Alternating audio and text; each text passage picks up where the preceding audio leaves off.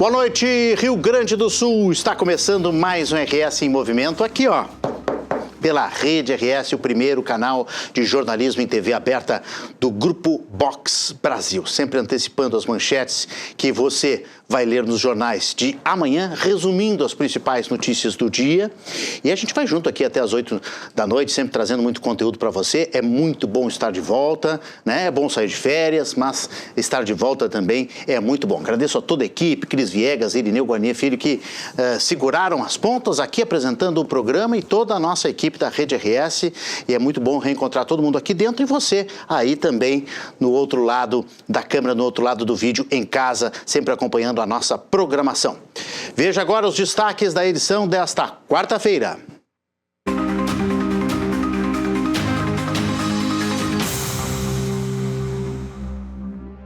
Vem aí a 49ª Expo Inter e a perspectiva é positiva para a chegada de um número maior de animais no Parque de Exposições Assis Brasil em Esteio.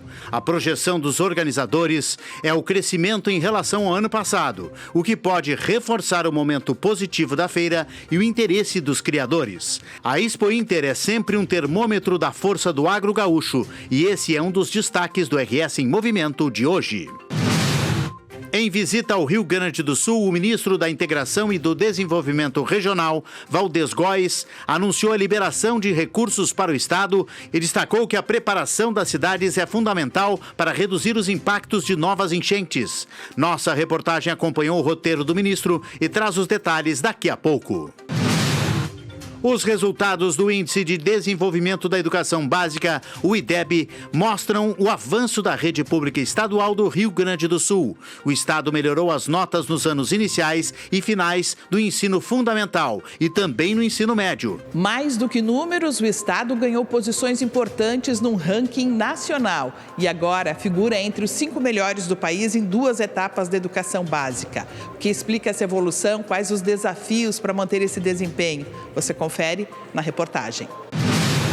No esporte, Grêmio tenta a vitória inédita contra o Mirassol para avançar na Copa do Brasil logo mais na Arena. Juventude dá adeus à competição e Inter se prepara para confronto com o Corinthians. E direto do Estúdio do Tempo, os alertas de temporal, tempestade e um possível ciclone bomba no Rio Grande do Sul. Saiba todos os detalhes na edição de hoje. Veja agora no RS em Movimento.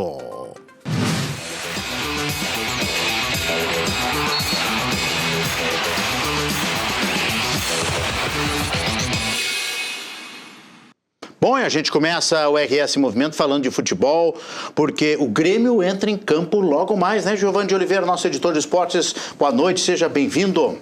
Boa noite, Renato. Prazer tê-lo de volta, espero que tenham sido boas férias, né? Sempre é bom, férias muito sempre é bom. Bom ter o amigo de volta. Descansar sempre é bom, muito obrigado. Hoje, então, daqui a pouquinho, 7h30, tem o Grêmio em campo. O Grêmio vai enfrentar o Mirassol. O Grêmio nunca ganhou do Mirassol, precisa vencer hoje. Mas ontem, Renato... Só um pouquinho, nunca ganhou em situação nenhuma, nem fora, nem na arena. Não, mas para ser justo, também não são muitos jogos, são 5 jogos, né? 5 jogos, 4 vitórias do Mirassol, 1 empate. Mas antes do Grêmio, o primeiro gaúcho a decidir sua vida nas oitavas de final foi o Juventude, Renato. Juventude brigou muito com o Atlético Mineiro, conseguiu um empate heróico em Minas Gerais, trouxe a decisão para Caxias do Sul, mas não deu. No finalzinho acabou prevalecendo, eu acho, mais a qualidade, inclusive, do Atlético Mineiro. Que loucura, né, esse jogo ontem, né, e foi um jogo de muitas emoções, de um resultado que foi batalhado, como tu dissesse, né, mas teve uns percalços aí. Bom, vamos ver primeiro a reportagem do Andrei Pereira, para ver como é que foi Juventude e Atlético Mineiro no jogo de ontem, na tela. O Juventude está fora da Copa do Brasil. Em um jogo cheio de chances para os dois lados, o Atlético Mineiro assustava os donos da casa. O Galo insistia em chutes de fora da área. Mas a melhor chance foi ainda no primeiro tempo, no cabeceio de Coelho, que foi na quina do travessão e deixou o Jandrei sem reação. O Juventude também buscava o gol e levava perigo nas bolas aéreas. No segundo tempo, quase abriu o placar com Marcos Paulo, mas o goleiro Everson salvou os mineiros. Os dois times continuaram apostando em chutes de longe, mas o 0 não saía do placar. E tudo indicava que a partida seria decidida nos pênaltis. Mas quando Flávio Rodrigues de Souza levava o apito à boca para encerrar a partida, Lianco lançou e Gabriel Pinheiro e Natan se enrolaram. Alan Minda aproveitou para decretar a vitória do Galo no último lance do jogo. O juiz, acredito que já tinha passado o tempo, ele levou o apito na boca para terminar, mas agora pensar na Série B, valorizar as duas partidas que a gente fez, para que a gente pegue confiança, leve essas duas partidas que a gente fez contra uma grande equipe que foi o Atlético, que sofreu para nos ganhar, que sofreu para nos eliminar aqui. Com a eliminação na Copa do Brasil, o Juventude agora tenta se reerguer para focar na Série B. Domingo, a equipe de Barbieri enfrenta o Novo Horizontino, fora de casa, adversário direto pela classificação para a Série A do ano que vem. São coisas do futebol. Uma semana atrás a gente estava ganhando nos acréscimos, próprio jogo do Avaí, hoje a gente perdeu num lance que talvez fosse um dos lances mais controlados ali do jogo, mas acontece, o acaso, um cabeceia, a bola bate, volta, o cara sozinho dentro da área. Então, assim, o que eu gostaria de deixar assim, claro a todos é valorizar o desempenho, o rendimento e a entrega desse grupo de trabalho, de conseguir equilibrar uma eliminatória desse tamanho. Dizer que sim, que nós estamos todos muito frustrados, porque a gente acreditava, e eu acho que o que aconteceu nos dois jogos demonstra que a gente poderia passar, mas infelizmente não aconteceu. Uma pena essa exclusão, né? A saída do Juventude, essa eliminação da Copa do Brasil. Eu não vi o jogo, Giovanni. Nos conta, o Juventude jogou bem? A Juventude jogou bem, Renato. É claro, a gente não pode perder a dimensão que o Juventude, embora faça uma boa campanha na Série B, está na Série B. Então, o abismo de investimento, de poder do Juventude em relação ao Atlético Mineiro, que é um grande clube da Série A, é um abismo, com né? muita grana, com muito recurso, o abismo é muito grande, Renato. E mesmo assim, o Juventude fez o enfrentamento em Minas, claro, se defendeu mais do que atacou, mas teve chances, poderia ter vencido em Minas, assim como poderia ter perdido, foi um jogo aberto. E no jogo de ontem, no Alfredo Jaconi, durante os 90 minutos, também o Juventude teve oportunidades, o Atlético teve oportunidades. E o pior, eu acho que o mais doloroso é o castigo da maneira que acontece, né? Que é justamente no último lance, a partida tá indo para os pênaltis e ali numa atrapalhada dos zagueiros que foram bem, que fizeram bons jogos, numa atrapalhada, o Juventude acaba tomando gol e a torcida que estava no Jaconi ontem, que estava apoiando, acaba saindo nesse momento. Isso foi no final do segundo tempo. tempo que tu tá falando. Finalzinho do segundo tempo. Mas tem algo também no final do primeiro tempo. Então, o Juventude reclamou muito da arbitragem pela questão do critério. A gente tem o Ilustra porque... Vamos mostrar então? Vamos mostrar as imagens. A gente tem as imagens. Ilustra, a gente diz aqui nos bastidores da televisão, são as imagens. Claro. Então aí, o final do primeiro tempo. O que a gente está vendo é o final do primeiro tempo, o Juventude no ataque. Quando a bola sobra, o juiz apita. Tava 0-0 ainda. Tava 0-0. Então, o juiz apita e finaliza apitou o jogo. Certo, né? 47, sim. Deu 2 minutos, apitou os 47. Mas o Juventude estava no ataque. Pela matemática, né? Exato. Aí matemática. Ele ia apitar, já é o segundo tempo que a gente está vendo, e ele não apitou. Né? Ele deixou o lance, o ataque do Atlético, que resultou no aí gol já foi que o segundo lance. Então, no final do primeiro tempo, cortou na matemática, 47 bateu e o Juventude estava atacando e o juiz encerrou. Exatamente. E no final do segundo tempo, o Atlético estava atacando e o juiz não terminou. Exatamente. O Juventude até publicou uma nota também falando sobre isso, reclamando da falta de critério, né? A gente tem a nota aí? Vamos mostrar. Se tem a nota, vamos botar na tela aí. O clube entende que houve clara falta de critério na condução dos acréscimos. É imprescindível que os critérios sejam aplicados de forma unânime, né? Não, de forma uniforme durante toda a partida. 2 pesos, 2 medidas, porque foi um comportamento no final do primeiro tempo e um comportamento completamente diferente no segundo tempo. Exatamente, embora aqui cabe sempre a interpretação, né? O comportamento contrário, mas com times contrários, né? Isso. Tratamentos diferentes. Embora aqui cabe a interpretação. O que acontece? No lance do primeiro tempo, não sei se a gente consegue colocar de novo. Vamos colocar. Seu pedido é uma ordem. No lance do primeiro tempo, a gente vê que o zagueiro do Atlético vai cortar a bola e o juiz já se prepara para apitar. Quando o atacante de Juventude pega, ele já apitou. O juiz até dá uma olhadinha, mas ele já tinha esticado a mão, já tinha apitado.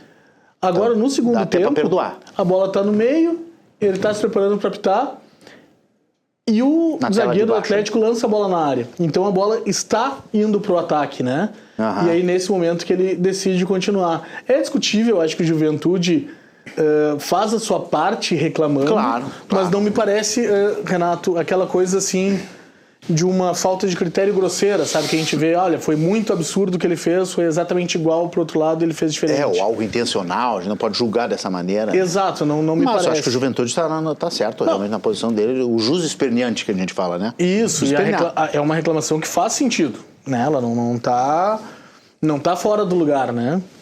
Bom, e o Grêmio, hein? O Grêmio daqui a pouco, 19h30, 7h30 da noite, na Arena, para receber o Mirassol.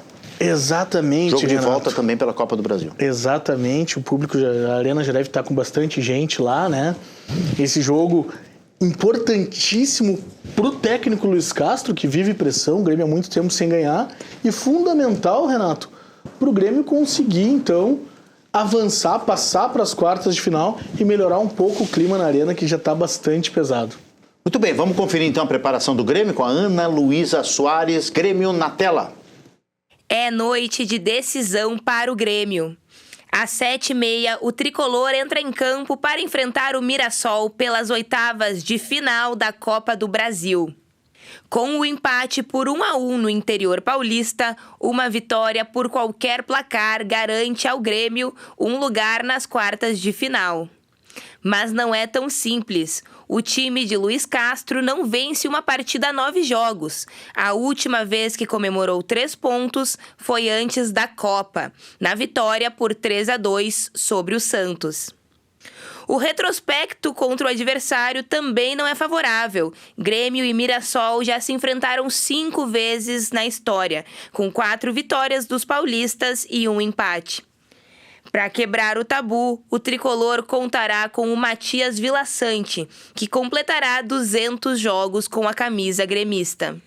Aprendi muito nesse tempo com vários companheiros que passaram pelo clube, especialmente o Kahneman, Jeromel, Soares. Continuar dessa maneira para que os próximos a chegar aqui no clube também entendam o que significa essa camisa, mas vamos trabalhar para botar o mais alto possível, que é onde merece estar. Além do volante, o Grêmio espera contar com o apoio do torcedor. Um público superior a 20 mil pessoas é esperado na Arena.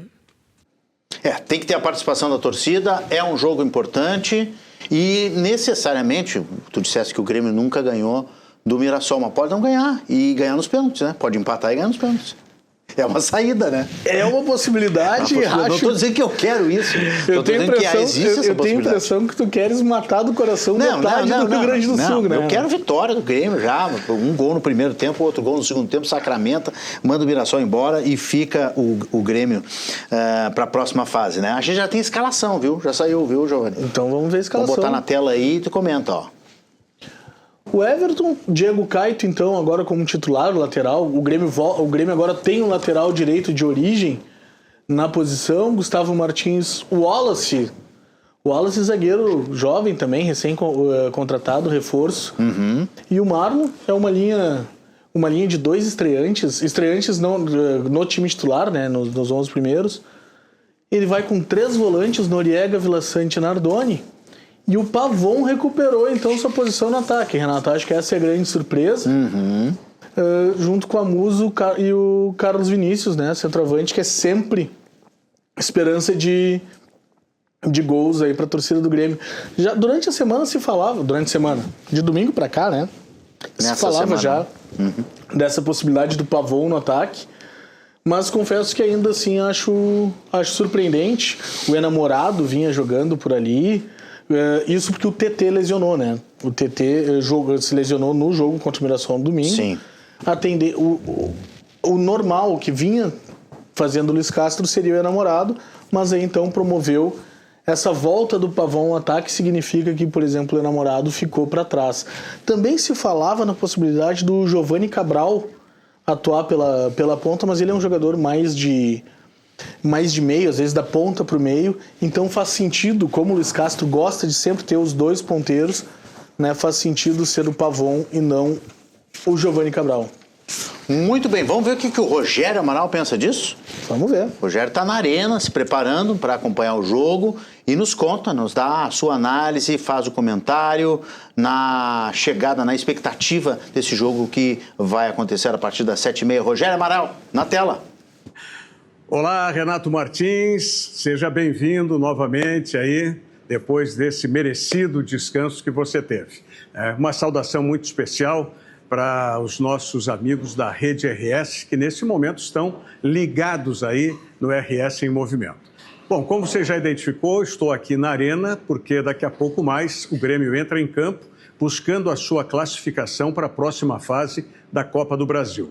Vem de um empate contra o Mirassol, lá no interior paulista, um bom resultado, até porque o Grêmio saiu perdendo e foi buscar o empate. E agora, né, uma vitória, como nós vimos aí, com apenas um gol de diferença, 1-0, e já estará classificado. É claro que o técnico Luiz Castro ainda não encontrou, eu diria, aquele ponto de equilíbrio na sua equipe. Ele testou, desde o início do ano, vários jogadores como meia articulador, né? Foi Cristaldo, foi Monsalve, né? Jogadores que não deram a resposta e, inclusive, Cristaldo já foi embora também e o Monsalve me parece escanteado. Então, o técnico Luiz Castro preferiu colocar 3 volantes. E é uma situação, é um esquema tático também difícil, porque os volantes têm que ter a capacidade, além de serem defensivos, protetores da defesa, capacidade de articulação e de chegar no ataque. Então, essa é uma dificuldade. Então, talvez o técnico Luiz Castro possa até mudar o sistema de jogo, mas, de qualquer maneira, o que interessa para hoje, e isso é definitivo, depois da eliminação na Copa Sul-Americana, é o Grêmio se classificar para a próxima fase da Copa do Brasil. Até para que amenize essa pressão que vem das arquibancadas, que vem do torcedor, pedindo, inclusive, a demissão do técnico Luiz Castro. Por isso, é fundamental a classificação do Grêmio hoje diante do Mirassol. E por falar em classificação, né, como a gente viu no início, o Juventude, né, por um detalhe, você sabe o que são segundos já no tempo de acréscimo? Pois foi isso. Faltavam menos de 10 segundos para terminar a partida, já considerando o período de acréscimos, e o Juventude sofre o gol. Se discutiu que o árbitro já estava posicionado para apitar e quando viu que era uma jogada longa, diretamente uma bola aérea para a área do Juventude, não teria apitado, mas eu entendo que o árbitro agiu com correção. Quando ele viu que tinha uma jogada que poderia ser uma jogada realmente de ataque, ele esperou, né, a definição. E, infelizmente, os zagueiros, os defensores do Juventude, literalmente bateram cabeça, se atrapalharam e terminaram oferecendo a bola para o atacante do Atlético Mineiro, que fez o gol, né, no finalzinho da partida. Foi uma pena porque o Juventude foi bem no jogo em Belo Horizonte e estava indo bem também, com oportunidades de gol nesse jogo no Alfredo Jaconi, em Caxias do Sul. Mas o importante para o Juventude é na Série B, onde está na vice-liderança e tem que permanecer assim até o final para que possa, então, voltar à Série A do Campeonato Brasileiro do ano que vem. Tá certo? E amanhã a gente fala desse jogo do Grêmio e fala também sobre como poderá o Internacional garantir a sua classificação diante do Corinthians em São Paulo. Tá certo? Um forte abraço, Renato. Outro grande, Rogério, obrigado pelas palavras aí. Então o Grêmio tem que ganhar hoje para permanecer, né, na Copa do Brasil. Não é tão impossível, né? Tem essa, eu acredito numa vitória. Tem essa maldição aí, entre aspas, que nunca ganhou do Mirassol, mas pode, dentro da arena, com o apoio da torcida, enfim, passar, fazer um gol, 2 gols. Tem saldo de gols? Não tem. É vitória. Isso, antes a gente tinha a Copa do Brasil com saldo qualificado, né? Isso. Então, por exemplo, o Grêmio empatou em 1-1 lá, como tinha feito gol fora, 0-0 aqui já seria suficiente. Agora não, agora é gol saldo fora simples, valia mais, né? Exatamente. E aí o Juventude saiu e o Inter amanhã então vai seguir com uma certa vantagem, mas o jogo é fora. contra o Corinthians, que é um time muito forte para permanecer na Copa do Brasil. Depois a gente vai falar mais sobre Inter aqui também na segunda participação do Giovani. Mas eu quero aproveitar que o Giovani de Oliveira está aqui para falar um pouquinho do que aconteceu, que todo mundo está falando, a imprensa hoje está falando, as redes sociais todas. Se você colocar ali no Google Neymar, vai vir, né, entre os primeiros tópicos ali. Que lambança que o Neymar fez ontem, mais uma vez. Eu só vejo o Neymar brigando e gritando. O Santos eliminou o Remo na Copa do Brasil. 1-0, né? Ontem lá no Mangueirão. Santos com um a mais desde o primeiro tempo. Então, uma grande vantagem. Exatamente. E mesmo assim, aceitou a provocação de torcedores, o Neymar, respondendo uma coisa, baixando inclusive o nível. Manda um beijo pra tua mulher...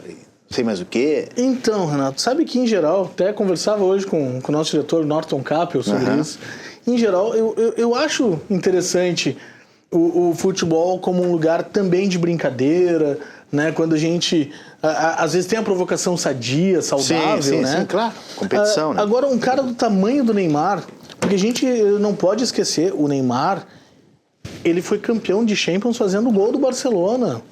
O Neymar, ele surgiu para o futebol com a expectativa do Brasil ter mais um melhor do mundo. O Neymar, ele surgiu com uma projeção muito grande, com uma expectativa muito grande, não cumpriu tudo aquilo que se esperava, mas o Neymar fez muita coisa muito importante. Fez. Era uma promessa de Pelé, não foi, né? Exato, mas foi muito grande. Muito bem. E aí o seguinte... Quando a gente vê, e não estou aqui para decretar o fim da carreira de ninguém, não tenho nem essa aspiração e nem esse poder. Mas é inegável que ele está já na descendente. Na descendente, nos momentos finais ali. E com esses atos ele só reforça isso, né? E aí, terminar, Renato, dessa maneira, e não foi assim, ele foi muito provocado contra o Flamengo, conseguiu uma virada espetacular contra um time grande. Com todo respeito ao Remo, Renato, é um time do Pará, que assim como a dupla Grenal, vai lutar, e assim como o próprio Santos, vai lutar o ano inteiro para tentar sobreviver na Série A. Verdade. Sabe? Então, a gente não está falando de uma vitória épica contra um grande adversário que ele responde. Não, é contra um time que precisa lutar muito para sobreviver. Então, um cara do tamanho do Neymar, que já decidiu o jogo contra Real Madrid, hoje está nessa situação contra o Remo, eu acho triste. Com todo respeito ao Remo, né?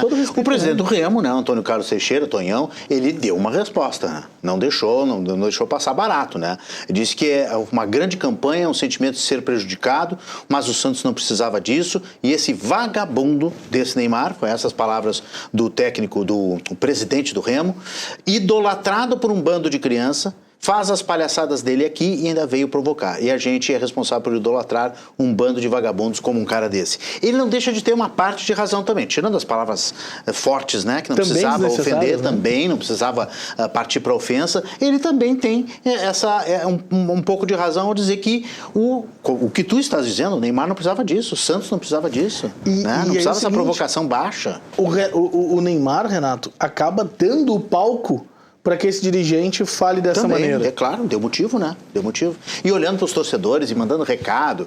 Deixa eu explicar a história do beijinho para não ficar mal explicado aqui no programa, né? O Neymar mandou assim, um beijinho para tua mulher aí. Aí provocou a mulher do torcedor que estava brigando com ele assim na arquibancada. Depois chamou o cara para descer. Vem brigar aqui, vem, pode descer aqui, estou te esperando. É uma baixaria. E nós estamos falando de torcedor. O torcedor está na função dele. O torcedor está lá. Craque, né? Olha as diferenças, ninguém é menor do que ninguém. Mas no futebol tem o seu palco, tem o seu lugar, e o Neymar realmente não precisava disso. Lamentável. Giovani, daqui a pouco você volta? Daqui a pouco estamos aqui para o segundo tempo de futebol. Segundo tempo, esperamos que não tenha nenhuma arbitrariedade, né? Nenhum apito ruim da arbitragem. Daqui a pouco o Giovani de Oliveira, nosso editor de esportes, volta aqui no RS em Movimento. Vamos dar uma olhada como é que está a noite lá fora, né? As câmeras ao vivo do RS em Movimento são sempre um charme à parte, 21 graus, temperatura de veranico de agosto. Aproveitem enquanto a temperatura não dá uma queda aí na próxima sexta-feira. Depois o Lucas Canever vai nos falar sobre isso também. Esteio então ao vivo nesse momento com 21 graus na Grande Porto Alegre. Outra câmera ao ao vivo. Vamos lá para Caxias? Caxias também sempre muito iluminada, com 17 graus, temperatura de Serra Gaúcha, mas uma temperatura amena para essa semana, sem chuva. Tem os chuviscos aí espalhados pelo estado, teve hoje um pouquinho, amanhã vai ter também, mas olha, pista seca, Canela, Serra Gaúcha, um pouquinho mais alta a temperatura, 18 graus, e a movimentação, hein? Movimentação do fim de tarde, início de noite, de Canela, os turistas ali na frente da Catedral de Pedra tradicional, cartão postal, o pessoal tirando foto ali também. Em visita ao Rio Grande do Sul, o ministro da Integração e do Desenvolvimento Regional, Valdez Góes, anunciou a liberação de recursos para o estado e destacou que a preparação das cidades é fundamental para reduzir os impactos de novas enchentes. Na tela. A visita ao Rio Grande do Sul foi marcada por reuniões com prefeitos, vistorias em obras e o anúncio de novos investimentos. O ministro defendeu que o país precisa fortalecer a cultura da prevenção, sem esperar que os desastres aconteçam para só depois agir. Segundo ele, mesmo com a redução das emissões de gases de efeito estufa e do desmatamento, o Brasil continua sofrendo os impactos das mudanças climáticas. A gente diminuiu os efeitos estufa, o Brasil diminuiu 50% de desmatamento na Amazônia, no Pantanal, no Cerrado, mas a gente continua sendo vítima daqueles cuidados que o mundo não tem tido.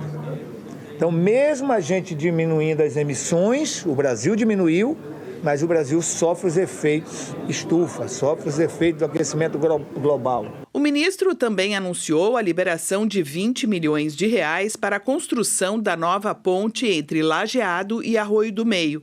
A estrutura antiga vai ser preservada como patrimônio histórico, enquanto uma nova travessia com 124 metros de extensão será construída para restabelecer a ligação entre os municípios. Acabamos de liberar 20 milhões de reais aí para Lajeado e Arroio do Meio, não para os dois, né, mas para fazer a ponte que liga Lajeado e Arroio do Meio. Era uma ponte que foi inicialmente prospectada ali em pouco mais de 10 milhões, ela foi atualizada, vai ser mantida a ponte de aço e construída uma nova ponte, então respeitando a cultura, a história.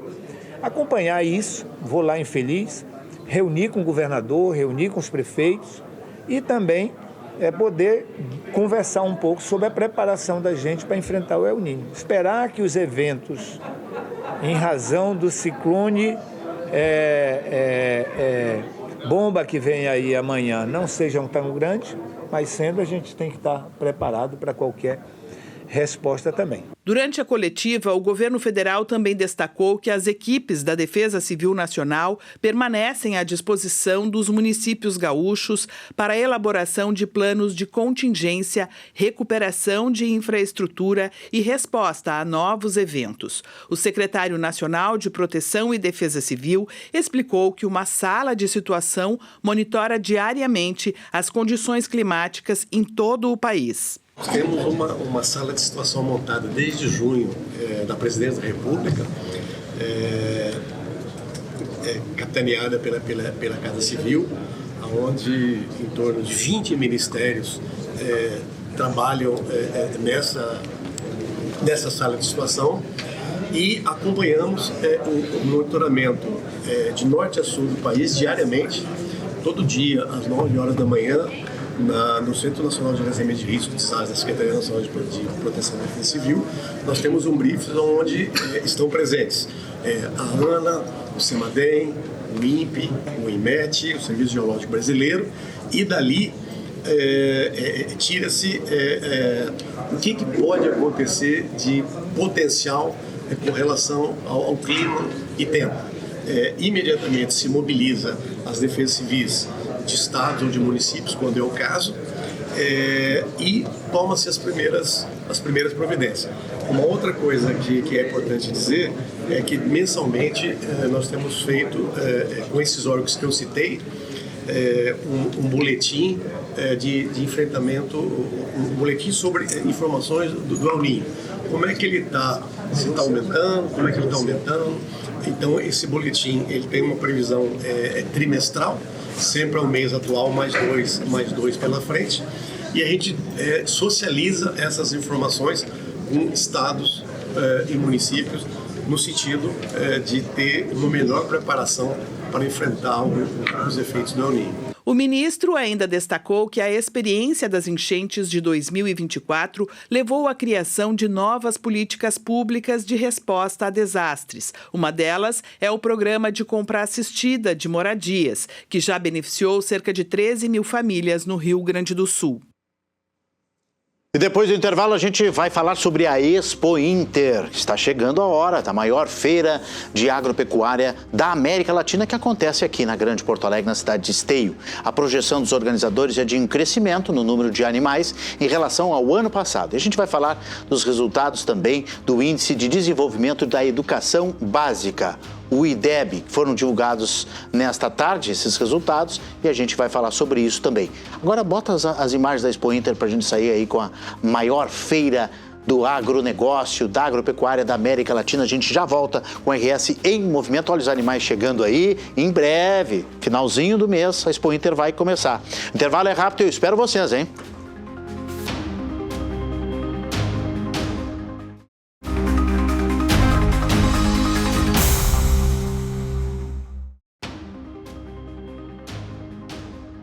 Estamos de volta com o RS em movimento. A Expo Inter é sempre um termômetro da força do agro gaúcho. E uma das expectativas desta edição está justamente no número de animais inscritos. A projeção dos organizadores é de crescimento em relação ao ano passado, o que pode reforçar o momento positivo da feira e o interesse dos criadores. Para a gente falar dessa expectativa e o que vai marcar a 49ª Expo Inter, principalmente em relação aos animais, a gente recebe aqui na Supertela o José Arthur Martins, que é vice-presidente da Federação Brasileira das Associações de Criadores de Animais de Raça. José Arthur, boa noite, seja bem-vindo. Muito obrigado por atender mais uma vez a Rede RS. Boa noite, Renato. Um prazer falar contigo novamente. Só te pedir desculpas, não consegui chegar a tempo, né, no estúdio aí. Sim. Então, tu virias pessoalmente aqui da sede da FEBRAC, não tem problema. Onde a gente está ainda trabalhando, né, nas questões da próxima Expo Inter. Fechamento de números, é isso que tu está fazendo nesse momento, né, José Arthur? Exatamente, a gente está coletando informações e dados, né, de associações, mas eu posso te dizer com certeza que os números da Expo Inter 2026 serão superiores à Expo Inter 2025. Né? E por alguns, a Expo Inter se divide em alguns segmentos, né, ovinos, bovinos, equinos, mas eu sempre considero, na minha opinião, né, o eixo central, vamos dizer assim, do que termina influindo no agronegócio, que são tanto ovinos quanto os bovinos de corte, né? Nos bovinos houve um incremento aí de 14,5% na quantidade de animais inscritos, enquanto que nos ovinos, um número praticamente, até o número de ovinos é maior do que de bovinos, é um número que vem se diferenciando nos últimos anos. A participação de ovinos ela vem sendo maior até do que a de especificamente bovinos de corte. Houve uma pequena queda ali de 6%, não chega a ser significativo. Então, o pavilhão principal, como eu digo, né, de ovinos e bovinos, nós temos aí um incremento, né, no número de animais dos bovinos e uma pequena diminuição no número de ovinos.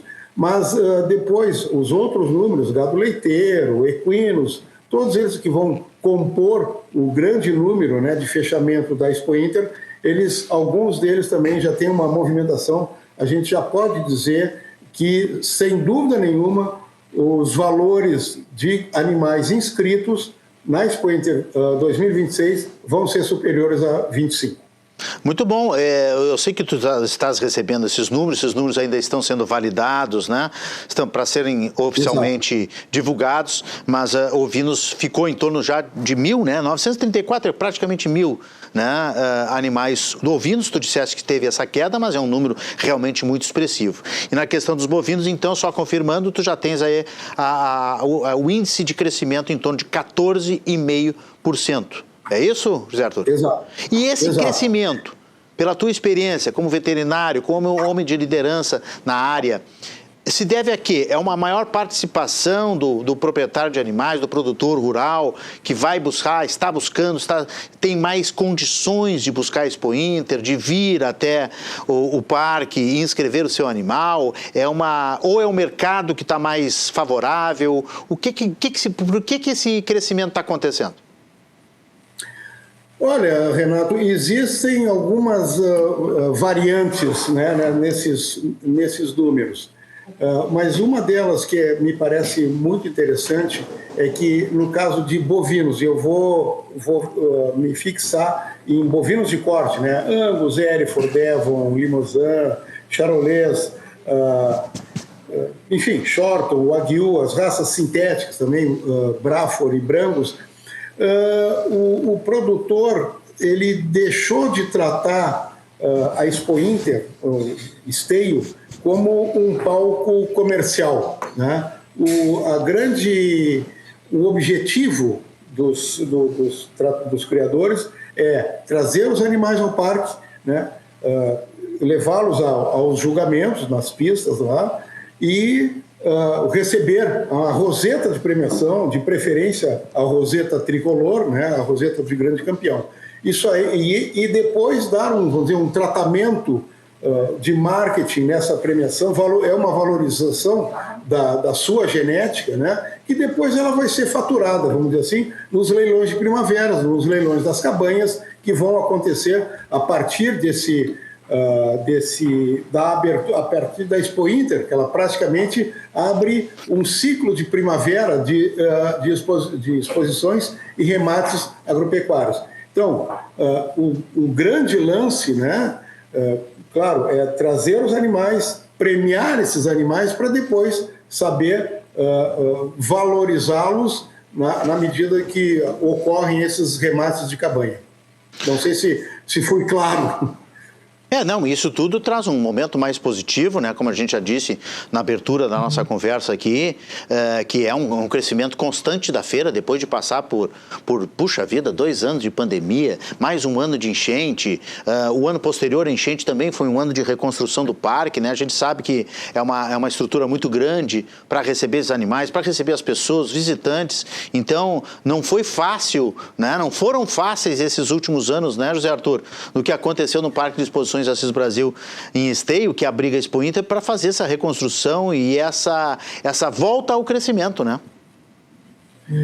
Olha, Renato, tu tem toda a razão. Se a gente analisar a partir dos últimos anos de realização da Expo Inter, nós temos aí talvez uma das Expo Inter mais difíceis de serem realizadas, que foi a Expo Inter da pandemia, né, em 2020. Sim. Foi 2020, 2021, ainda nós estávamos dentro praticamente da pandemia, foi um evento bastante complicado, né?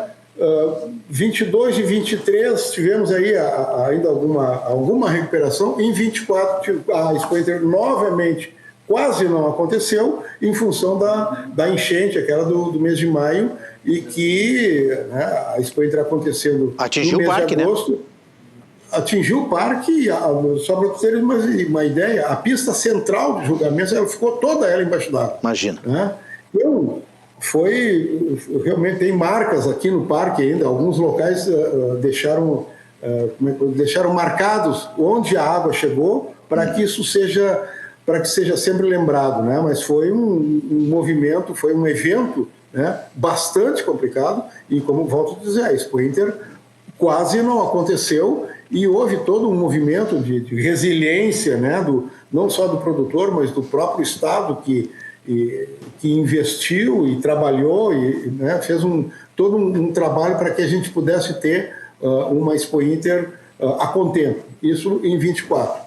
E agora, o ano de 25 foi uma exposição, realmente ela começou, digamos assim, que ela está retomando o seu espaço pleno. Isso. Né?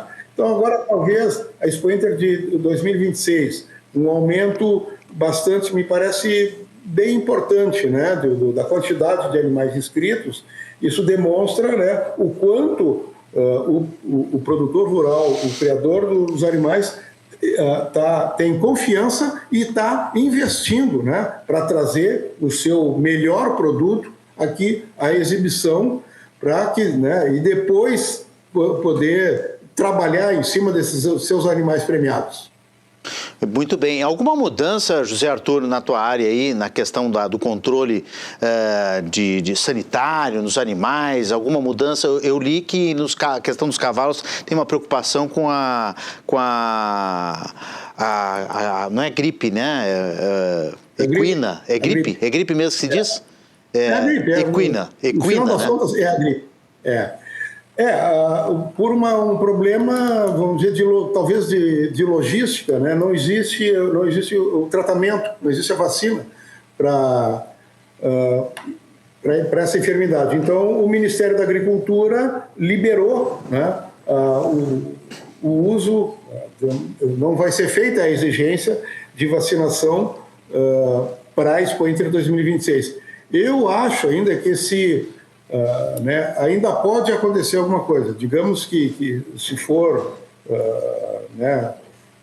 que chegue ao mercado essas vacinas, mas hoje faltando praticamente, né, e não sei se a gente pode se dar conta, hoje, para mim, na minha opinião, né, para mim, faltam 19 dias para começar a Expo Inter. Na segunda-feira, no dia 24, quando começarem a entrar os animais no parque, a Expo Inter já começa a acontecer. E ela vai abrir ao público no dia 29, no sábado. Então, a questão sanitária, ela é bastante importante, e os colegas do Serviço Veterinário Oficial, eles são e devem ser, né, isso tem que ser muito bem registrado, extremamente rigorosos, né, quanto à questão sanitária e à saúde desses animais, para adentrarem ao parque, né? Imagina que vem animais de praticamente do Brasil inteiro, que ficam vários rincões, né, que ficam concentrados aqui durante 9 dias e depois voltam, alguns para a sua origem, outros não, na medida em que são comercializados aqui. Então, um animal doente dentro do parque, ele é praticamente uma bomba, né? Então, os colegas são rigorosos, devem ser rigorosos, para que o animal que estiver dentro dos pavilhões, ele tenha a segurança da sua sanidade. Isso é fundamental, né? É uma questão de segurança sanitária que tem que ser seguida à risca e são normas e elas têm que ser respeitadas. O nome que eu queria lembrar, que é o nome técnico, é influenza equina, né? Então por não ter vacina para a influenza equina, esse cuidado é que... O mercado está desabastecido, né? Porque não existe, a vacina existe, só não tem à disposição do mercado nesse momento, é isso? Exatamente, é isso aí. Numa visão geral, alguma outra doença, algum outro vírus, a preocupação com alguma outra raça, José Arthur? Olha, Renato, digamos que o trabalho do Serviço Veterinário Oficial ao longo dos últimos tempos, e principalmente, né, ao longo desse ano, ele vem permitindo uma certa segurança, né, uma certa segurança sanitária para os animais que virão participar da Expo Inter. Claro, nós temos alguns problemas clássicos do Rio Grande do Sul, como, por exemplo, o carrapato, né, que ele é muito controlado, né? Os animais que chegam aqui, eles devem estar livres de alguma infestação, né? Assim como de qualquer doença infecto-contagiosa ou parasitária, né? Mas o próprio criador hoje já é bem mais profissionalizado, ele vem tomando as medidas de cuidado com os seus animais, quer dizer, os animais que já estão identificados, que virão aqui para a Expo Inter, para que não se tenha nenhuma intercorrência, né, quando da chegada desses animais aqui no desembargadouro, quando é feita a inspeção sanitária, como eu digo, é passado um pente, não é um pente fino, é um pente finíssimo, né, para que os animais que entrarem no parque tenham toda a segurança de inocuidade sanitária. Bom, para fechar, tu destacaste sempre os bovinos, né? Desde o início da nossa conversa, como o palco central, a raça central, aquela raça que se destaca. Obviamente, todas as outras raças são importantes, né? Nós temos o próprio equinos, os equinos que tem a grande disputa do freio de ouro e tudo mais. Mas tem aqueles animais exóticos que sempre chamam atenção, né, José Arthur? Tu acha que esse tipo de animal, ele chama atenção, essa raça mais exótica, diferente? A gente já teve, sei lá, eu me lembro de ter feito coberturas com chinchila, né? Tem coelho, tem animais diferentes também, aliás, aves diferentes que eu queria lembrar, né? Exóticas, que elas estão sempre presentes na Expo Inter. Tu acha que isso faz parte do folclore da feira para o turista, para o visitante, para as famílias, e isso é importante? Ou elas têm também um sentido de estar presentes lá? Não, assim, ó, pegando por segmentos, né? Pegando, por exemplo, das aves. O pavilhão das aves aqui, com toda a sua variabilidade de raças presentes, talvez seja a atração popular, vamos dizer assim, maior dentro da exposição, né? O pavilhão de pequenos animais, como eu chamo, onde estão os pássaros, as águias, os coelhos e os chinchilas, eles têm um trânsito ali, porque todo mundo quer ver exatamente aquela variabilidade de raças, de cores, de tamanhos. Mas, por exemplo, nos bovinos, este ano está voltando a participar uma raça que já esteve no parque em outras oportunidades, né, que é a raça Belted Galloway, uma raça de origem escocesa e que, sem dúvida nenhuma, será uma atração, né, em termos dos animais nas pistas, né, de julgamento esse ano. Claro, sempre tem alguma, nos caprinos, por exemplo, nós teremos esse ano um concurso nacional de uma raça, da raça Boer, ou raça Boer, né, que vem fazer a sua prova nacional aqui dentro da Expo Inter, ou seja, isso, além de trazer um pouco de prestígio também, né, para a Expo Inter, demonstra o interesse, né, que essas raças têm em vir participar num evento do tamanho da Expo Inter. Estão vindo animais aí de todo o Brasil, do norte do país, para participar dessa exposição nacional.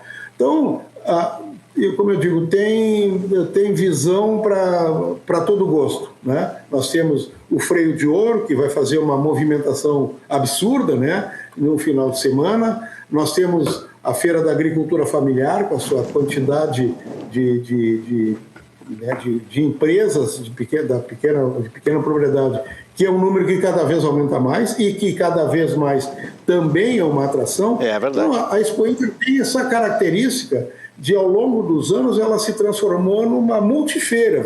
Eu ia dizer exatamente essa expressão, multifeira. Exatamente, ela vem se caracterizando por esse tipo de evento, né? Que ele é um evento eminentemente técnico, mas que ele tem também um apelo para a população urbana que vem aqui ver, né, como é que acontece o agronegócio. Segredos, né, do campo. Os segredos do campo, exatamente. Tem muita gente que é guri de apartamento, que nem eu, né? O que eu conheço de agro, conheço com os amigos como vocês e das minhas coberturas de Expo Inter, de outras feiras como a Expo Direto. A gente acaba aprendendo. Eu aprendo aqui com o Irineu Guarnier Filho, que já está chegando no estúdio. Eu aprendo com vocês. E a Expo Inter é uma ótima forma dessas famílias, né, urbanas, conhecerem realmente, né, os animais de perto, as lidas do campo. Eu me lembro que uma época, José Arthur, eu não sei se vai ter esse ano, mas uma época, uma febre eram as avestruzes, que ficavam também nesse pavilhão, apesar de não serem pequenas, ficavam no pavilhão dos pequenos animais, apesar de não serem muito pequenas. E tinha leilão de avestruzes, foi uma febre naquele ano, ou mais de um ano, talvez. Foi um momento, foram 3 ou 4 anos que houve um investimento de alguns grupos de criadores, né, nas avestruzes, mas que não vingou. Não deu certo, não vingou, não rolou. Mas sobre o que você está falando, sobre o guri de apartamento, né, Tia? Um projeto que a FEBRAC vai estar se organizando para executar esse ano é exatamente mostrar para os alunos de escolas, né, de escolas fundamentais, né, o que é uma Expo Inter, porque tem muita na segunda e terça-feira da Expo Inter ela é reservada para a visita das escolas. E muitas escolas chegam aqui meio sem saber o que é uma Expo Inter, olham muitas coisas sem saber muito bem o que é, e terminam, como eu digo, vão acabar lá no parque de diversões, que é onde passa o resto do dia.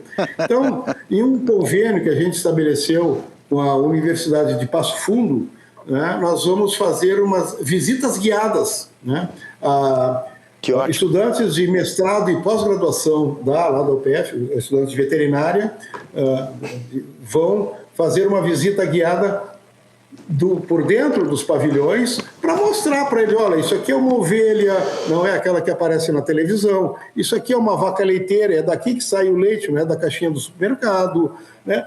Dá uma visão, tentar integrar um pouco mais no agronegócio todo esse pessoal, vamos dizer, como tu disseste, pessoal de apartamento, e que muitas vezes não tem noção de como é que é e o quanto custa para o alimento chegar à mesa do café da manhã dele, né, todos os dias. Muito obrigado mais uma vez. A Expo Inter acontece, deixa eu ver a data direitinho aqui, né, de 29 de agosto a 6 de setembro. E, mais uma vez, a gente vai estar aí junto, cobrindo, fazendo uma cobertura total aqui pela Rede RS, e agradecendo a você aí pela entrevista, e mais vezes a gente vai se falar certamente até a feira. Muito obrigado, viu, José Arthur? Com certeza, vamos nos encontrar. Obrigado, até mais. Grande abraço. Vice-presidente da Federação Brasileira das Associações de Criadores de Animais de Raça, o José Arthur Martins. E quem entende muito de Expo Inter, eu não entendo nada, tá aqui do meu lado já, ó.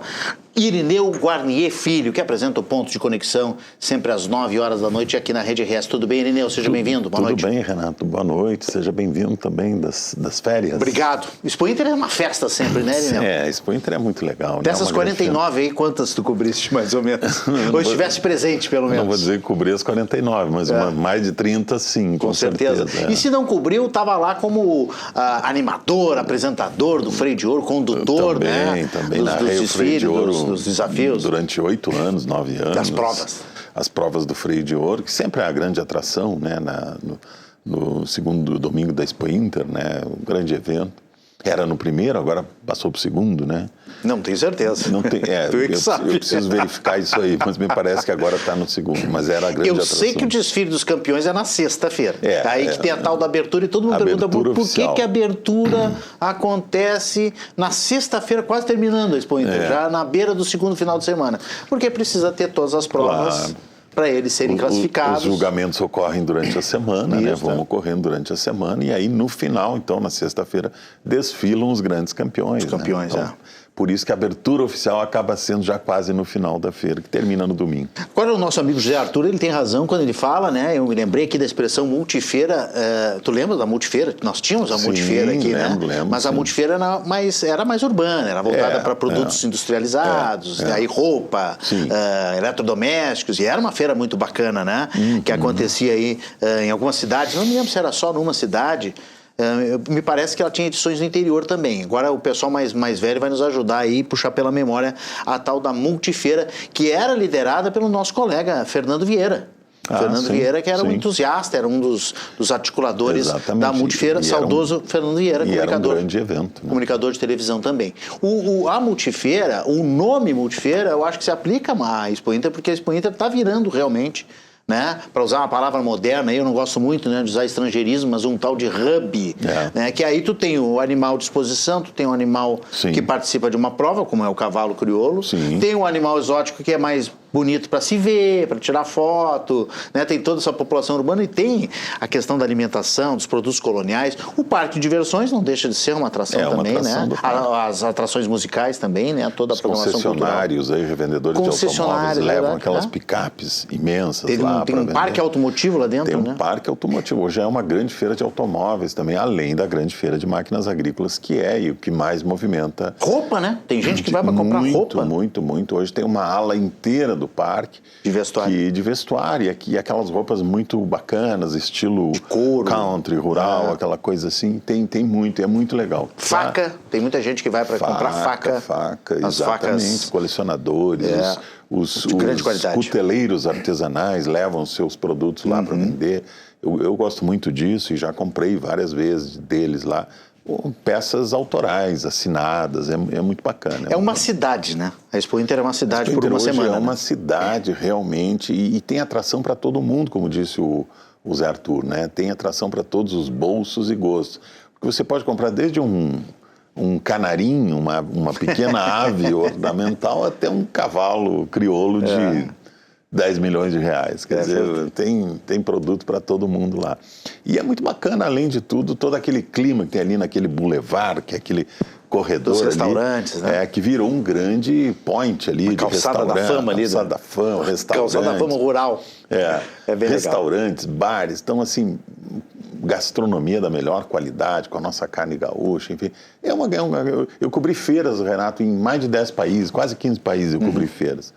E vou te dizer, em poucos lugares do mundo eu vi feiras tão bacanas como a Expo Inter, porque a Expo Inter tem esse mix, ela leva a gente da cidade, o povo, gente que não tem nada a ver com o agro, todo mundo vai lá, aproveita. Eu acho que Palermo, na Argentina, é uma que se parece um pouco... Eu ia te perguntar, da Argentina eu não conheço. Palermo se parece mais próximo. Se parece muito, eu diria, com a Expo Inter, mas numa escala bem menor, né? A Expo Inter tem mais de 100 hectares, tamanho, né? E Palermo ali, no bairro de Palermo, é 5 hectares. Muito mais reduzido. É muito pequena.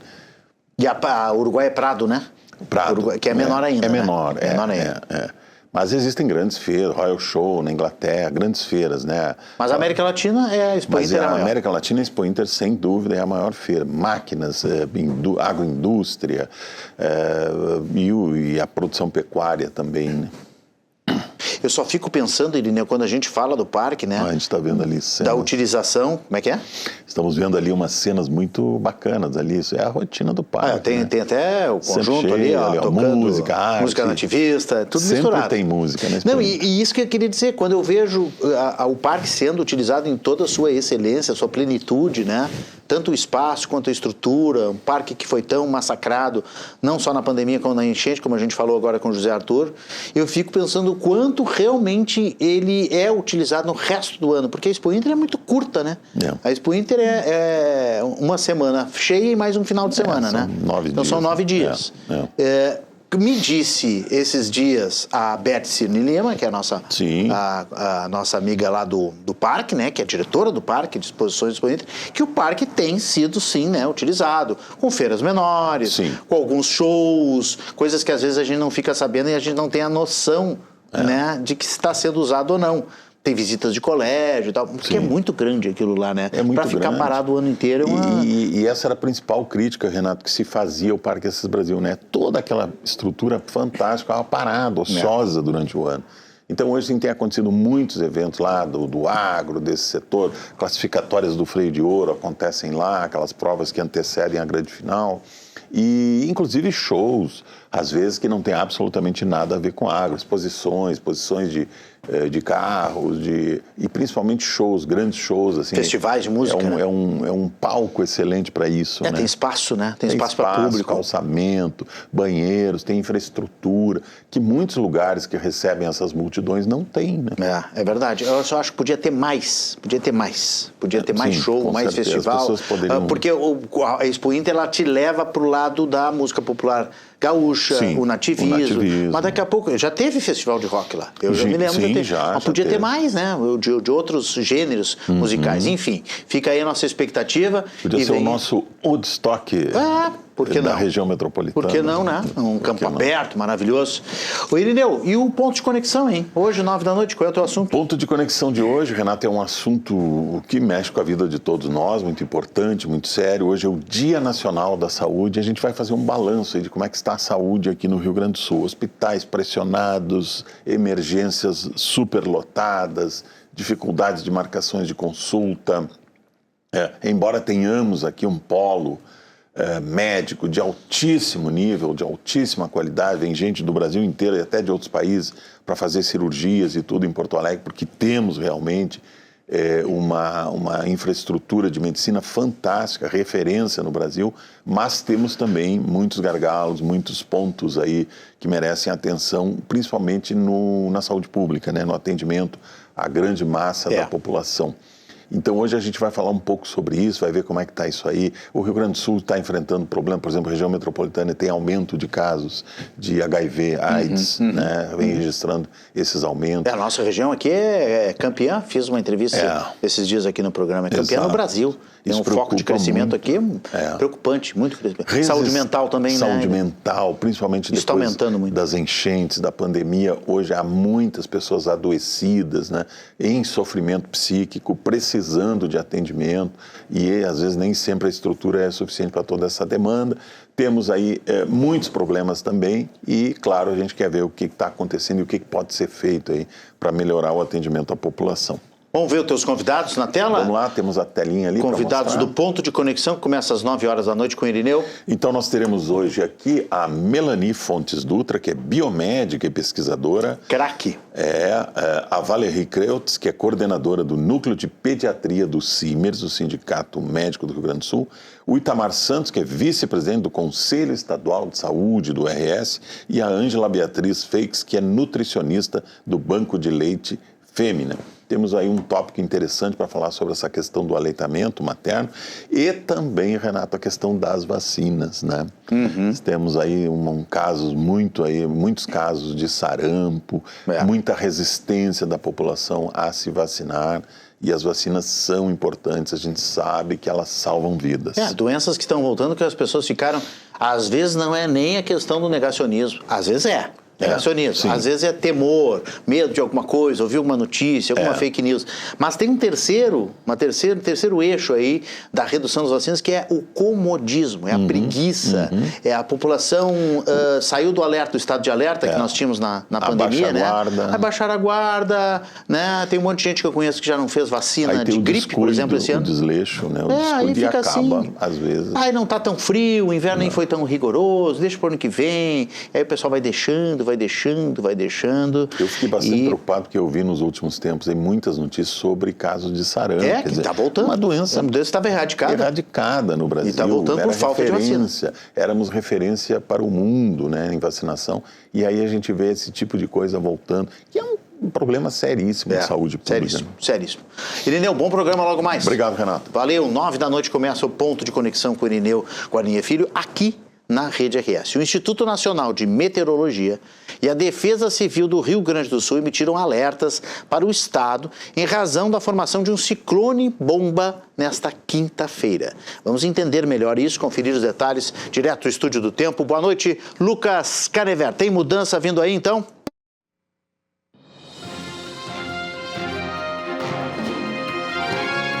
Olá, boa noite, Renato. Boa noite para você também que nos acompanha diretamente do Estúdio do Tempo da Rede RS. É isso mesmo, Renato, tem uma mudança radical no tempo vindo aí. Amanhã, um sistema de baixa pressão que vem lá da Argentina deve atravessar o Rio Grande do Sul e chegar até o Oceano Atlântico, onde ele vai se transformar em um ciclone extratropical muito intenso. Esse tipo de fenômeno que a gente observa é conhecido popularmente como um ciclone bomba, que acontece quando um sistema ganha muita força em um intervalo de tempo muito curto. Aí olha só o que vai acontecer, a formação desse ciclone também vai favorecer o avanço de uma frente fria que pode causar temporais acompanhados por muitos raios, rajadas de vento de até 100 km por hora e até granizo em pontos isolados, já que essa frente fria vai colidir com uma massa de ar quente que já está atuando sobre o nosso estado. E é justamente por isso que as temperaturas também estão acima da média para essa época do ano. A Defesa Civil do Rio Grande do Sul já emitiu um alerta que é válido do fim da tarde de quinta-feira até o fim da manhã de sexta-feira. A chuva deve chegar no Rio Grande do Sul lá pela fronteira com o Uruguai e atingir primeiro o sul do estado, a região da Campanha e também a fronteira oeste. E essas devem ser as áreas com os maiores acumulados, que podem chegar até os 60 milímetros de precipitação. Ao longo das horas, ela continua avançando e, eventualmente, ela toma conta de todo o nosso estado. Nas outras regiões, deve chover em torno de 20 milímetros. Mas não é a chuva que vai representar o maior perigo, é o vento. Como essas rajadas podem chegar perto dos 100 km por hora, existe sim o risco de destelhamentos, problemas de energia e outros transtornos acontecerem ao longo das horas. Vamos ouvir um trecho de um vídeo que a Defesa Civil publicou hoje sobre esse alerta. Nessa quinta-feira, uma intensa frente fria vai atravessar o Rio Grande do Sul. e com isso há o risco de tempestades que podem ser severas em alguns pontos. Essa frente fria ela vai começar pela fronteira aqui do Uruguai e vai avançar em direção a todas as regiões do Rio Grande do Sul, principalmente ao longo da tarde e noite de quinta-feira. Essas tempestades associadas a essa frente fria podem causar rajadas de vento intensas, que podem superar 90 km por hora, e granizo que pode até ser grande em alguns pontos. As regiões com maior risco são essas áreas em laranja aqui, que são áreas da campanha, sul, partes do centro e oeste do estado, onde tem essa condição para temporais mais intensos e mais generalizados. Nessas outras áreas em amarelo aqui, também existe o risco, principalmente ao longo da tarde e da noite da quinta-feira, mas esse risco é um pouco menor do que na área laranja. Além disso, também existe um risco de chuva intensa, mas é uma chuva que vai ser bastante localizada, com acumulados que não devem ser muito expressivos nesse período entre quinta e sexta-feira. Com o passar das horas, na sexta-feira, o ciclone já vai estar longe do Rio Grande do Sul. Então o tempo deve melhorar pelo estado. Só que ainda pode chover pela manhã e também não se descarta a possibilidade de garoa em pontos isolados durante a tarde, mas essa é uma chance baixa. Além disso, depois do ciclone, essa frente fria deve diminuir bastante as temperaturas, trazendo de volta algumas características mais típicas do inverno, como máximas que devem ficar abaixo dos 20 graus pelo estado. Vamos dar o nosso giro pelo Rio Grande do Sul agora e dar uma conferida em como o tempo fica amanhã em algumas cidades. A gente começa lá pela Serra Gaúcha, o dia começa com o sol aparecendo entre nuvens, mas ao longo das horas, lá no fim da tarde, a nebulosidade aumenta e a chuva chega por causa desse ciclone que está se formando no Oceano Atlântico. Em Caxias do Sul, por exemplo, a temperatura vai dos 14 aos 26 graus. Vamos para Encantado, que deve apresentar mínimas um pouco superiores, de 18 graus, e as máximas vão até os 27 com o passar das horas. Em Passo Fundo, no norte do estado, a temperatura vai dos 16 aos 23 graus nesta quinta-feira. Em Santa Rosa, as máximas também chegam até os 23 graus, mas as mínimas ficam na casa dos 14. Lá na fronteira oeste, São Borja, uma região que deve receber bastante chuva, a temperatura vai dos 12 aos 25 graus amanhã. No centro do estado, em São Cepé, os termômetros devem marcar ao redor de 13 graus no começo do dia e 25 ao longo da tarde. Na região dos vales, em Santa Cruz do Sul, as máximas podem ir até os 27 graus e as mínimas ficam em 16. Ao sul do estado, Pelotas, uma região que também deve receber bastante chuva e um pouco mais cedo do que nas outras regiões, já que a instabilidade vem toda da fronteira com o Uruguai, a temperatura vai dos 14 aos 25 graus. Lá no litoral norte, divisa com Santa Catarina, em Torres, essa instabilidade não deve ser tão forte quanto nessas outras regiões. E lá a temperatura vai dos 17 aos 27 graus. E aqui em Porto Alegre, a capital dos gaúchos, a chuva retorna no fim do dia e as mínimas ficam na casa dos 18 graus e as máximas chegam até os 27 graus amanhã. Por hoje é isso, pessoal. Eu vou ficando por aqui, mas amanhã eu volto com mais previsão do tempo e também com outras notícias sobre o clima. Uma boa noite. Boa noite, Canevé. Todo cuidado é pouco. Vamos ficar alertas, vamos continuar acompanhando aqui tudo que se relaciona à questão do tempo nos próximos dias. Aqui na Rede RS estamos ligados. Uma exposição em Porto Alegre reúne imagens produzidas por estudantes de escolas públicas como resultado de um projeto que usa a fotografia como ferramenta de educação. Os detalhes você confere agora na tela. Produzido pela ONG Parceiros Voluntários, a exposição reúne fotografias de mais de 100 estudantes de 5 escolas públicas de Porto Alegre. As imagens expostas no Shopping Total fazem parte do encerramento do projeto Nas Trilhas, após passar por 7 cidades brasileiras. Nas oficinas de trilhas, esses jovens são convidados a problematizar a sua realidade, o seu entorno, o seu território, enxergando problemas que possam ser resolvidos por eles mesmos. E aí os jovens se envolvem num planejamento de um projeto que vai originar uma ação no final de tudo. Aí eles têm as oficinas de fotografia e no final a realização dessas ações. E aí todas as imagens que a gente tem aqui na exposição são fotos que os estudantes fizeram nessas ações. Ao todo, o projeto já reuniu mais de 200 mil jovens em 27 escolas de todo o país. Dentro de cada instituição, professores acompanharam os alunos na produção de fotografias. Os temas envolviam educação, meio ambiente e cultura. E os estudantes do 8º ao 9º ano tiveram liberdade para expressar o que vivem através da arte. A gente percebe um potencial muito grande que os jovens se identificam, porque a gente hoje, cada vez mais, a gente vê os jovens das escolas, nessa faixa etária que o projeto atende, que é 8º e 9º anos, ensino fundamental 2 final, os jovens já estão muitas vezes desesperançosos, querendo desistir dos estudos, né, para buscar um trabalho, para gerar renda para a família.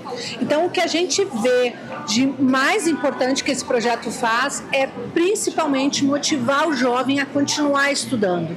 Então, além dele se sentir capaz, potente, com o seu protagonismo colocado à prova e vendo que ele é possível, ele seguir adiante, é o que a gente mais consegue com esse projeto. A exposição é aberta ao público e pode ser visitada até o dia 10 de agosto no Shopping Total, com entrada gratuita. Depois do intervalo, nós vamos falar sobre os resultados do Índice de Desenvolvimento da Educação Básica aqui do estado, o IDEB, que foram divulgados na tarde de hoje. O intervalo é rápido, a gente já volta, eu espero vocês.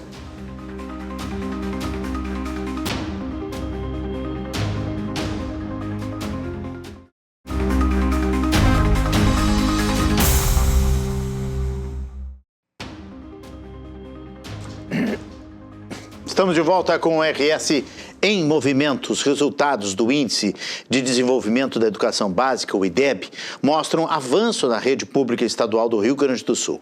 O estado melhorou as notas nos anos iniciais e finais do ensino fundamental e também no ensino médio. Além disso, ganhou posições no ranking nacional em todas as etapas. Confira na reportagem na tela.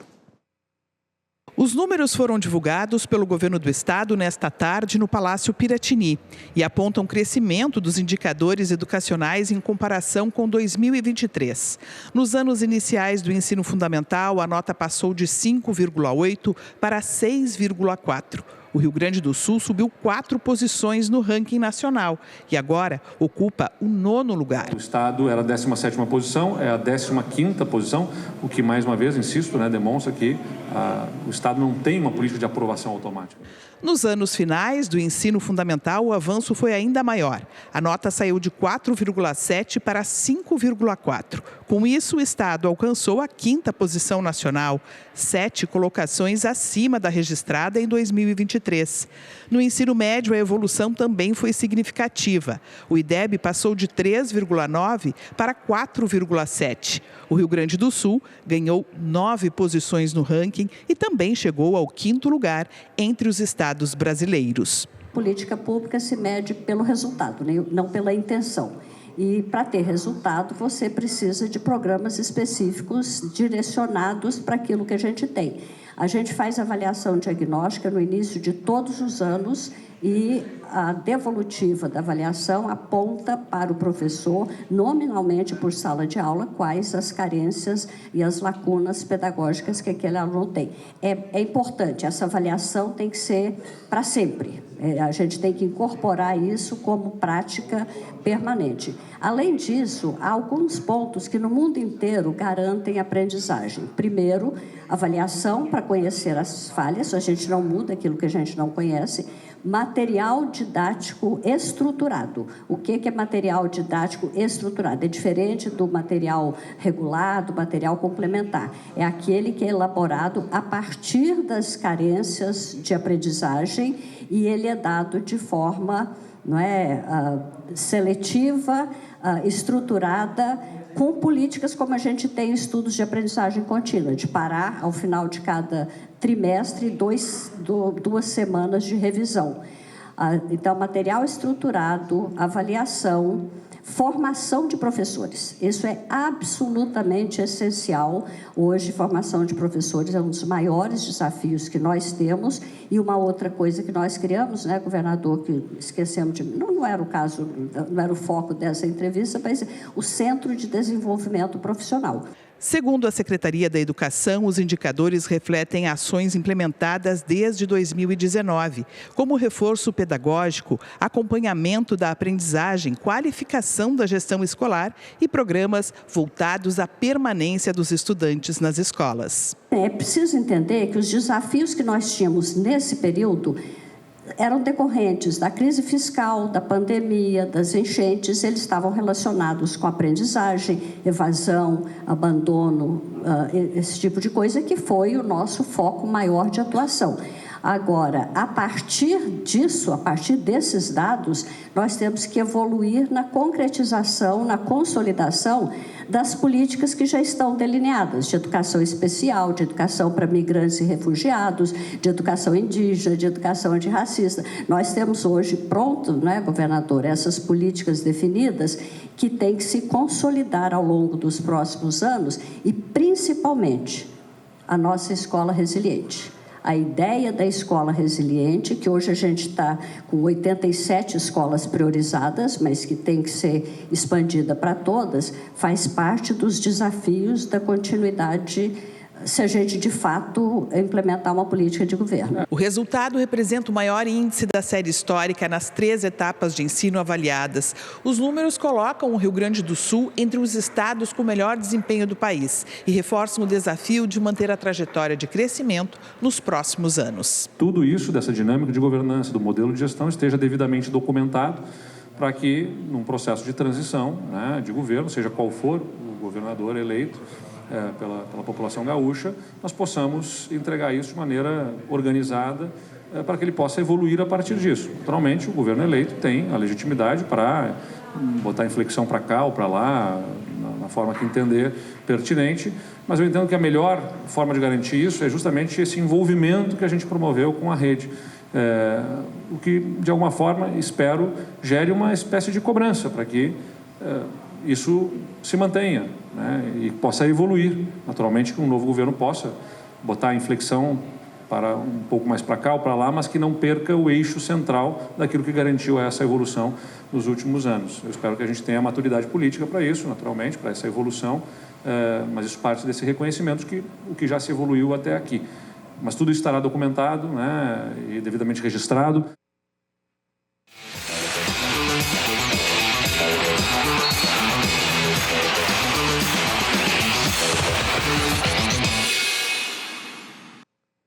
Segundo tempo do futebol aqui no RS em Movimento com Giovanni de Oliveira, Giovanni.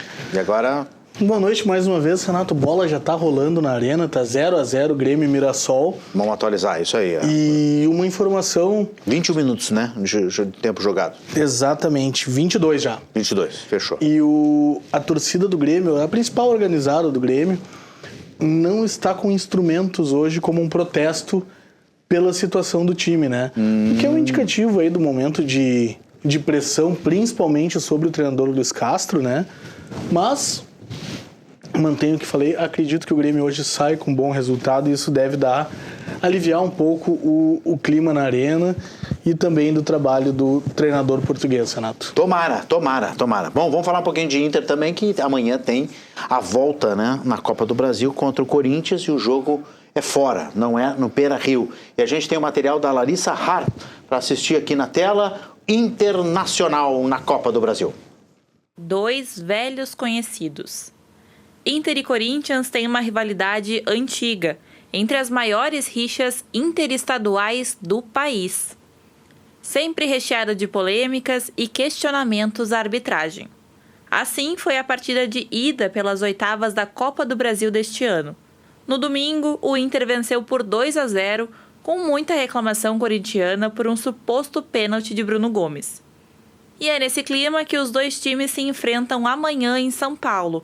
Podendo perder por até 1 gol de diferença, o Colorado não terá o volante Vijagra, que relatou fortes dores na coxa esquerda durante a semana e não foi relacionado para a partida. Para o seu lugar, o mais cotado é Paulinho. Bom, o Inter vai com uma vantagem, mas não dá para ficar tão confiante, né? Não, é uma vantagem importante, um 2-0 é sempre uma vantagem importante, mas é isso. Primeira situação que enfrentaram o Corinthians e Itaquera, para além das questões extracampo, Renato, é sempre difícil, é um clube gigante, é um campo, é uma torcida que apoia muito. A arquibancada, o limite da arquibancada em Itaquera é muito próximo ao campo, então a torcida exerce uma pressão muito forte. E aí tem também o extracampo, né, Renato? A gente falou durante a semana já, após o jogo, a direção do Corinthians, o diretor executivo Marcelo Paz, ele... Que não faz nem um pouco de jus ao nome. Que não faz jus ao nome. Antes da coletiva do técnico Fernando Diniz, do Corinthians, ele foi aos microfones para atacar muito a arbitragem, reclamar daquele lance, né? Dizer que o Corinthians foi prejudicado. Então, começou já pelo lado do Corinthians esse tensionamento pela arbitragem. Aí na zona mista, conversei com o Alan Patrick. O Alan Patrick pediu publicamente que a direção do Inter estivesse atenta para que o jogo se resumisse ao campo. Claro. E ontem nós mostramos também, a direção do Inter se posicionou, emitiu uma nota. E, Renato, nada disso é novidade quando a gente fala de Inter e Corinthians, né? A gente estava lembrando aqui fora do ar, lá em 1976, quando o Inter foi bicampeão brasileiro, o segundo gol do Inter, o Inter ganhou de 2-0 a final no Beira-Rio. O segundo gol do Inter, o Valdomiro cobra uma falta, ela bate no travessão e quica dentro do gol e sai pra frente. Então aquilo ali gerou uma revolta corintiana muito grande. Na época o treinador ameaçou de tirar o time de campo, acabaram jogando a final. E ali foi a primeira vez em uma decisão que Inter e Corinthians tiveram polêmica de arbitragem. Depois tem o mais famoso que todo colorado tem ainda entalado na garganta, né? E se Deus quiser, nós vamos conseguir ainda? Exatamente, o Inter está nesse pleito que é o Campeonato Brasileiro de 2005, que teve duas grandes polêmicas. A primeira foram os jogos anulados, né? O Inter dormiu um dia na liderança e acordou depois com menos pontos e o Corinthians acabou campeão. Que rasteira. E teve o lance do pênalti do Tinga, né? Mais essa. Então, amanhã, de novo com um clima pesado sobre a arbitragem, a gente teve a final de 2009, toda aquela questão do DVD, de novo sob um clima pesado na arbitragem, Inter e Corinthians se enfrentam, mas acho que vai ser um baita jogo, Renato. O retrospecto pro Inter nos últimos jogos contra o Corinthians não é ruim, né? Mas vamos ver, não vai ser fácil, mas o Internacional tem as armas, basta ter serenidade. Essa liderança do Alan Patrick é importante também, né? Para puxar essa serenidade pro campo. É isso, bem rapidinho, última informação, Copa do Mundo Brasil, aliás, Copa do Mundo Feminina no Brasil o ano que vem, vai parar todos os jogos. A CBF decidiu e já comunicou que todos os campeonatos serão paralisados no ano que vem, no período da Copa, né?